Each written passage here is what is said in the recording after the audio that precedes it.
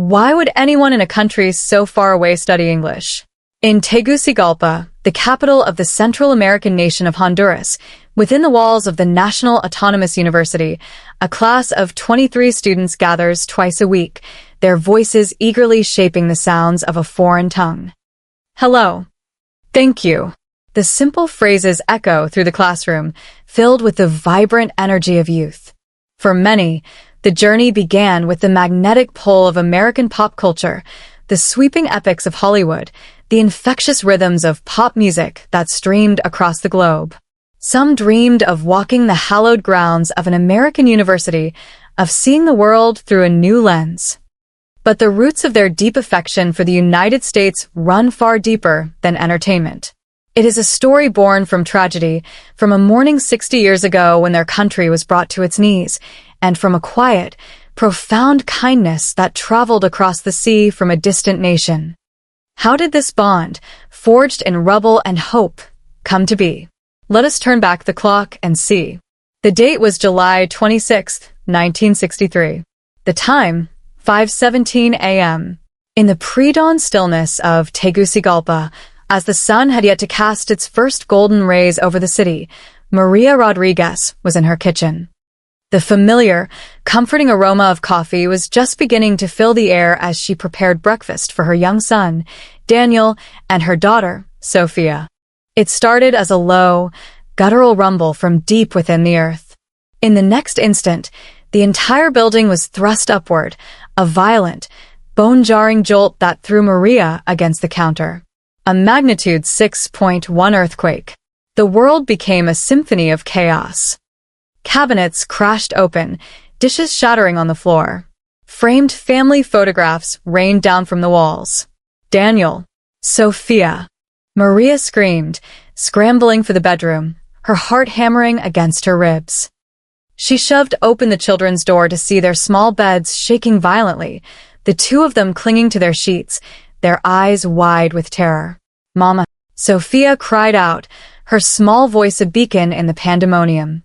Maria scooped her daughter into one arm and grabbed Daniel's hand with the other. It's okay, I'm here. Mama's here. She fought to keep her footing on a floor that pitched and rolled like the deck of a storm-tossed ship. Behind them, furniture toppled, windows exploded inward, and a thick cloud of plaster dust billowed through the hallway like a ghostly fog. Her husband, Carlos, burst from their bedroom. Maria, get outside. Now. But in that moment, a massive support beam tore loose from the ceiling. With a deafening crack, it fell, and Carlos vanished beneath a cascade of wood and plaster. Carlos. Maria's scream was swallowed by the roar of the quake. The entire building was groaning, preparing to collapse. Take the children, go. Carlos choked out from beneath the debris. There was no time for tears. Clutching her children, Maria stumbled down the stairs, the steps crumbling beneath her feet. The instant they burst into the open air, the apartment building they had called home imploded with a thunderous crash, collapsing into a mountain of rubble. The street before them was a vision of hell. Building after building folded in on itself, sending plumes of dust into the sky that blotted out the nascent dawn. The air was thick with the screams of the terrified and the dying. Maria stood frozen, clutching her children so tightly they could barely breathe. Carlos. Her Carlos. Tears streamed down her dust-caked face, but she couldn't afford to break down. She had to protect Daniel and Sophia. It's all right, she whispered, her voice trembling, repeating the words like a prayer. All around her, people clawed at the rubble with their bare hands, screaming the names of their loved ones. Some staggered through the streets, covered in blood, pleading for help. Others lay still, their voices silenced forever. In a matter of seconds, the city of Tegucigalpa had been utterly destroyed. The earthquake claimed over 1,000 lives, injured 3,000 more, and left more than 200,000 people homeless overnight. Maria was one of them. A nearby park became a makeshift refugee camp. Under the indifferent sky, tents sprouted like mushrooms, a canvas city of the dispossessed. Maria, leading her two small children, found a space inside one of them, a single threadbare blanket on the cold ground, their only possession. All around them, other families huddled together, their faces etched with the same shock and despair. "Mama, where's Papa?" Daniel asked, his small voice cutting through Maria's daze. She couldn't bring herself to answer. Her husband was buried beneath the ruins of their home. Rescue teams were digging, but with the entire city in shambles, their efforts were agonizingly slow. "He'll be back soon, my love," Maria lied, the words tasting like ash in her mouth. She couldn't yet burden her children with the brutal truth. Life in the camp was a nightmare beyond comprehension. Water was rationed, a small cup per person. Food was a single piece of bread. The lines for the overflowing latrines were endless, and the stench of sickness began to hang heavy in the air. At night, a bitter wind whipped through the thin canvas of the tent. The single blanket was no match for the cold. Sophia began to burn with fever. "I don't feel good," the little girl whimpered, her body limp in Maria's arms. Maria ran to the medical tent, but it was chaos, a long line of the injured, and the sick snaking out the entrance. Doctors and medicine were critically scarce. "Please," she begged a bone-weary doctor, "my daughter has a high fever." After a brief examination, he handed her a few pills. "Give her these, and make sure she drinks plenty of water." But in the camp, water was as precious as gold. Maria stood in line again and again, for hours at a time, just to get the small ration her daughter needed to survive. On the third night, a rescue worker found her. They had recovered Carlos's body. He was gone.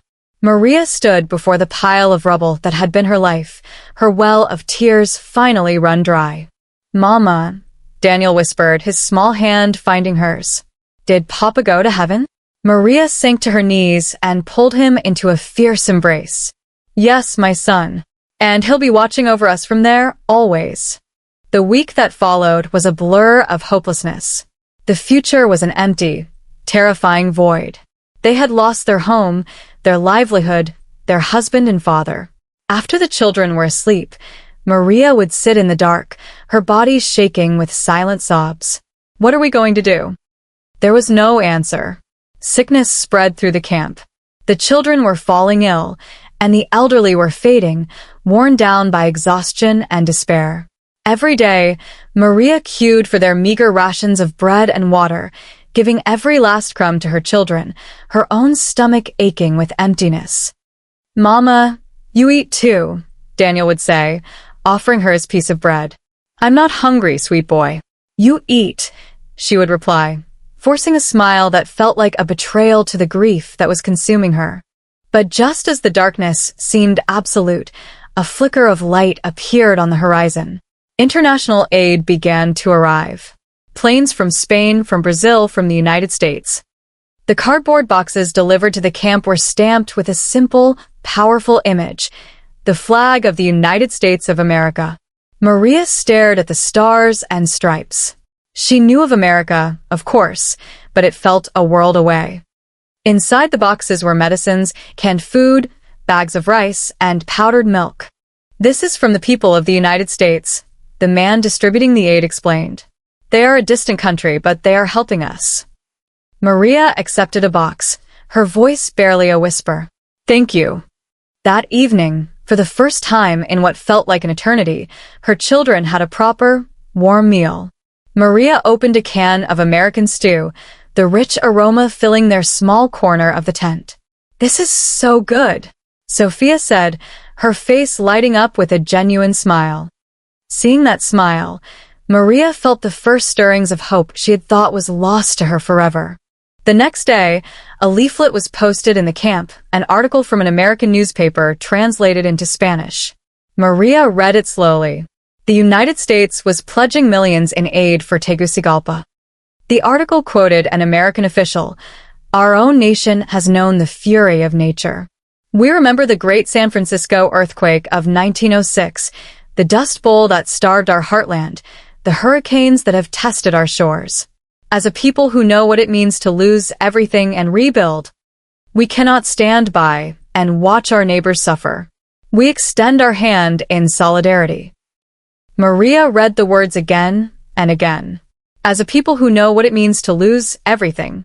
This was not charity, it was empathy. It was a hand reaching out from one survivor to another. More American aid poured in. Blankets, clothing, tents, and life-saving medicines. Slowly, miraculously, smiles began to return to the faces in the camp. Maria felt it too. Daniel, Sophia, she said, pointing to one of the boxes. Look, people in a faraway country are helping us. Daniel traced the letters USA with his small finger. America, he whispered. Yes, Maria said, her heart swelling with a strange new feeling. And I hope one day we can say thank you to them. That night, wrapped in a warm American blanket, Maria looked out at the ruins of her city. The desolation was still there, but a small lamp had been lit in her heart, a warmth that had traveled thousands of miles. Maybe, she whispered to the darkness, we can stand up again. That sliver of hope became the foundation on which she would rebuild her life. A few days later, an American medical team arrived at the camp. Men and women in clean white coats set up a field clinic and, through a translator, began to treat the sick. Maria brought Sophia to be seen. Is this your child? An American doctor asked, his eyes kind and gentle. Yes, my daughter. She's had a fever since the earthquake. The doctor examined Sophia with painstaking care, his touch reassuring. He prescribed a course of medicine. Don't you worry, he said, his words relayed by the translator. She's going to be just fine. Overwhelmed, Maria bowed her head again and again. Thank you so much. Truly thank you. The doctor simply smiled and nodded, a gesture of pure, uncomplicated kindness that transcended language. Maria felt her eyes well with tears. America, she thought, must be a country filled with good and decent people, a nation that could feel another's pain even when they themselves were safe. Will I ever be able to repay this kindness?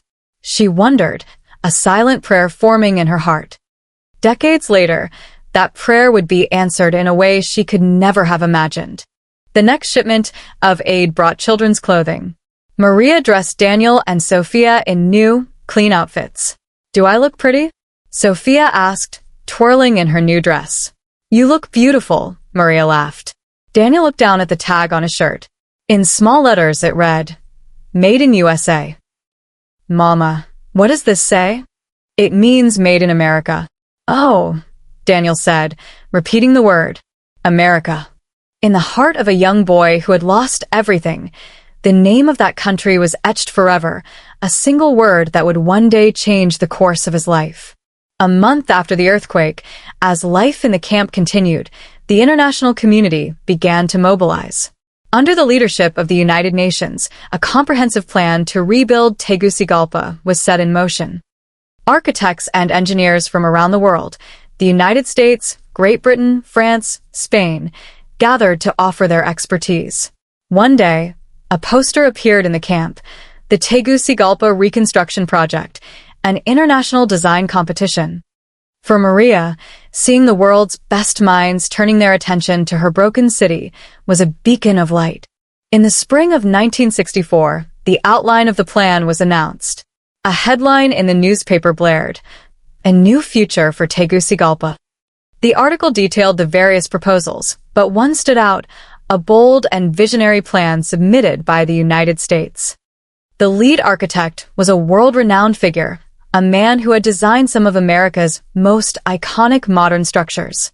His name, Arthur Caldwell, became imprinted on Maria's mind. The road to reconstruction was fraught with challenges. Funding was scarce, materials were delayed, and a deep-seated anxiety permeated the refugee community. Will our city ever be the same? When can we go home? Maria shared these fears. But for the sake of her children, she had to keep going. One day, a local official stood before the assembled crowd in the camp. The reconstruction plan has been approved, he announced. From this day forward, our city will be reborn. His words were met with a murmur of questions. How long will it take? How much longer must we live here? The official answered with a steady voice. It will take time, but the world is with us. This city will rise again. A few weeks later, the work began. The rubble in the city center was cleared, and the foundations of new buildings were laid. Maria would often take her children to watch the construction sites. The sight of heavy machinery moving earth and the sounds of workers shouting gave her a fragile sense of hope. One day, she saw a team of American engineers, their blue hard hats standing out against the brown earth. They were communicating with local workers, using hand gestures and sketches to bridge the language gap. Their focus and dedication moved Maria deeply. Even without the same words, she thought, their hearts are speaking to ours. These people truly care about our future. Standing at the edge of the site, she held Daniel's hand. Look, Daniel. Those men are building a new city for us. Daniel stared, mesmerized. In the eyes of the young boy, a new light was beginning to shine. Meanwhile, at the UN headquarters, the final decision was being made. Among the many plans submitted, Arthur Caldwell's American proposal was hailed for its brilliance. It is not merely a restoration, one committee member remarked. It is a design for the future. Though some worried about the budget for such an ambitious plan, Caldwell's vision ultimately won out. When Maria saw the news in the camp newspaper, American architect Arthur Caldwell's plan chosen for reconstruction, she felt a sense of certainty. This country, America, had already sent the medicine, food, and doctors. She could trust an architect from such a nation. In the fall of 1964, the man himself arrived. Arthur Caldwell was not a tall man, but his eyes were sharp, taking in the landscape of devastation with an unnerving intensity. As he walked through the ruins, local officials scrambled to keep up. Mr. Caldwell, it's dangerous here, one warned. But he paid them no mind, stopping to touch the cracked foundations of a collapsed church, running his hand over a fissure in the road, as if reading the city's wounds. His first meeting with the local engineers was in a cramped, makeshift office. The faces around the table were etched with exhaustion. Gentlemen, Caldwell began, his voice quiet but firm, relayed through a translator. I have seen cities reborn from ashes before. My own country was built by people who faced wilderness and hardship and created something new. A hush fell over the room. America rose from its challenges, and now it is on a path to a new future. Tegucigalpa can and will do the same. I believe that with all my heart. In that moment, a flicker of hope was rekindled in the eyes of the weary engineers. The next day, Caldwell went to the refugee camp. He moved from tent to tent, speaking with the people. Are your families safe? What do you need most? When he reached Maria, he knelt to be at eye level with her children. These are your children? The translator relayed. Yes, Maria answered. Daniel and Sophia. Caldwell smiled and gently patted their heads. The gesture was simple, but it conveyed a world of warmth. Sophia smiled back, and Daniel, though shy, offered a small grin. Caldwell stood and looked directly at Maria. We will build a new city, he said, his words carried by the translator. A city your children will be proud to call home. Maria's eyes filled with tears. Thank you, she managed to say, bowing her head. That night, back in the office, Caldwell unrolled a massive blueprint. Here, he said, pointing to the center of the map, we will build a new transportation nexus. A city gate, integrating the railway and the new highway. The local engineers gasped. And surrounding it, we will build a series of high-rise residential towers, a city wall, to protect our citizens. He looked up, his gaze piercing. But this city could face another earthquake. So every structure will have reinforced steel and concrete. The roads will be wider, ensuring evacuation routes are always clear. We will build a city that protects its people. The engineers listened, rapt. This was not just a plan to rebuild. It was a vision to create something better, safer, and stronger than before. Caldwell's urban renewal plan, officially unveiled in the spring of 1965, was revolutionary for its time in Central America. The City Gate was a futuristic transit hub designed to invigorate the entire region. The city wall was not just housing, It was a promise of security, a vertical fortress against the tremors of the earth. But Caldwell's most profound principle was simple. A city exists for its people. If you do not listen to their voices, your designs are meaningless. He lived by those words, constantly walking the streets, talking to residents, and refining his plans with the local teams. One day, Maria went to the reconstruction office to apply for a new apartment. On the wall was a giant-scale model of the new Tegucigalpa. Towers gleamed under the lights, wide boulevards crisscrossed the landscape, and lush green parks dotted the city. "This will be our home," Maria whispered, breathless. An official explained the process. "The first residential towers will be completed next year. We will assign them by lottery." "Really?" Maria asked, hardly daring to believe it. "Yes," the official smiled. "Mr. Caldwell has given his word." On the construction sites, American engineers and Honduran laborers worked side by side. Though they spoke different languages, they communicated through smiles, gestures, and a shared sense of purpose. Maria often brought her children to watch. "See those people working there?" she'd tell them. "They're building our new home." Daniel would stare for hours at the giant cranes lifting steel beams into the sky. The image burned into his young mind. One afternoon, an American engineer named Frank noticed the boy's intense gaze. "You find this interesting?" he asked through a translator. Daniel nodded shyly. Frank smiled and showed him the tool in his hand. "This is called a level. It helps us make sure the building is perfectly straight." Daniel's eyes lit up. "Maybe when you grow up," Frank said kindly, "you can be a builder, too." That simple sentence ignited a fire in Daniel's heart. "I want to do that," the young boy thought. "I want to build things that help people." From 1965 to 1966, the city transformed. The rubble vanished, foundations were poured, and the skeletons of new buildings rose toward the sky. With each visit to the construction sites, Maria saw progress, and each new floor was another brick in her foundation of hope. In the fall of 1966, the first residential tower was complete, a gleaming, 10-story white building with spacious balconies and sunlit windows. A lottery was held, and Maria's name was drawn. "Is it true?" she asked the housing official, her voice trembling. He nodded, smiling. "It's true. Here are your keys." On moving day, Maria and her children rode the elevator to the 5th floor. Standing before their new front door, she turned the key. The moment the door swung open, Maria froze. A spacious living room, 2 bedrooms, a kitchen with a new stove and sink. And from the window, a panoramic view of the rising city of Tegucigalpa. "Mama, is this our house?" Sophia asked, her eyes sparkling. "Yes, my love," Maria wept. "This is our new home." Daniel stood at the window, watching the cranes move in the distance. "Mama, look," he pointed. "The Americans are working over there." Sure enough, the blue hard hats were visible on a distant construction site. "Yes, they are," Maria said, placing a hand on his shoulder. "Never forget, Daniel. Never forget the people who helped us." "I won't," Daniel said, his voice firm. "I'll never forget."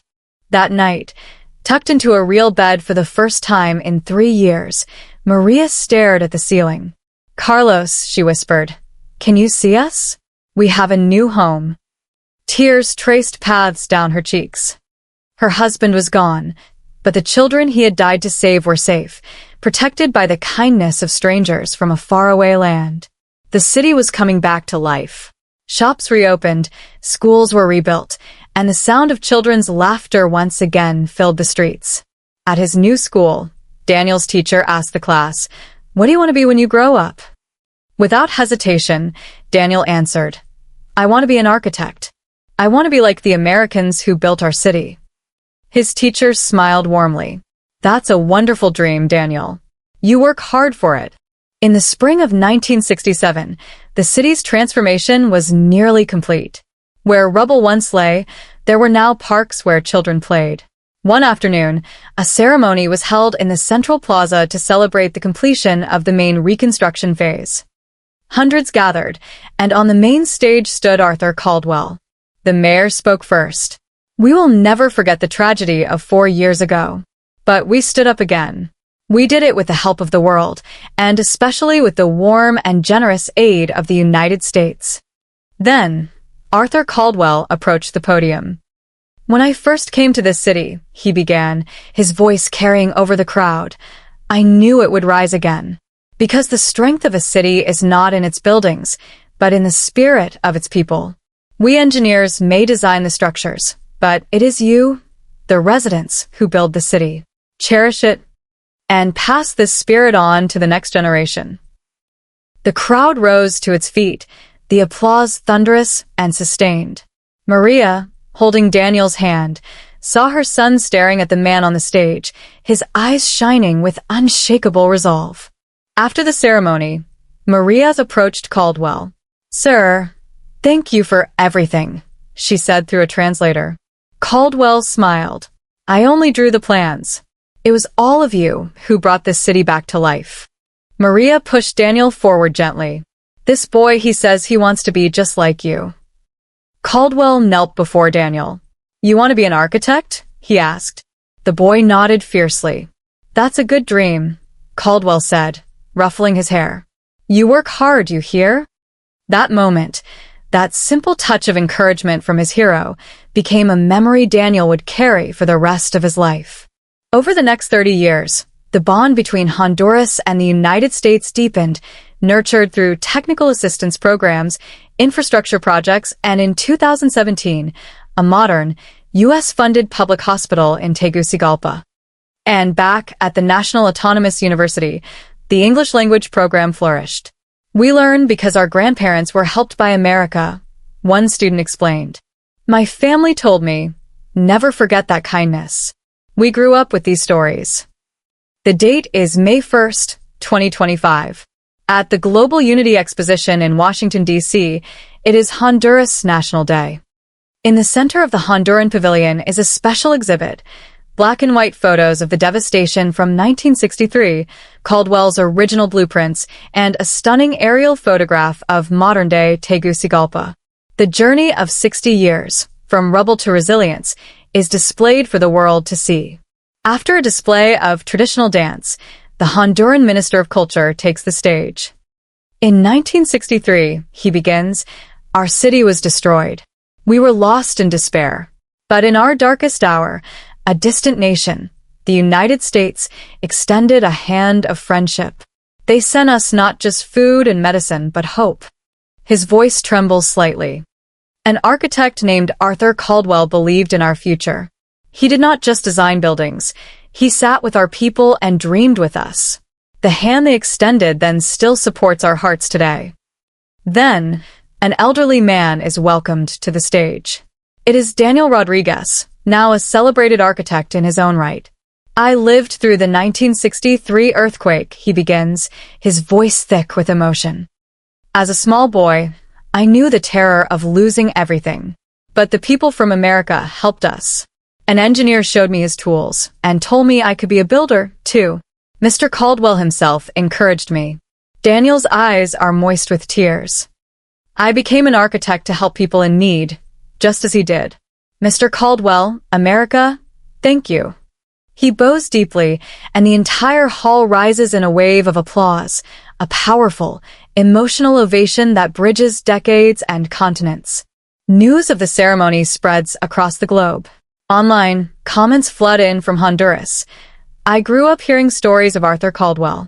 He is the soul of our city. And from the United States, I never knew this story. I moved to tears. This is what true friendship between nations looks like. Maria Rodriguez passed away several years ago, but her son Daniel says that until her final days, she never stopped expressing her gratitude. If America had not helped us, she would say, we would not have survived. Walk the streets of Tegucigalpa today, and you will see the legacy of that kindness in the hospital equipment, in the schoolhouses, in the very foundations of the city. A small Central American nation and a global superpower, bound by a friendship forged in tragedy and built to last. It is a testament to the idea that compassion knows no borders, that a single act of empathy can echo through generations, creating a bond as strong and enduring as the city walls themselves.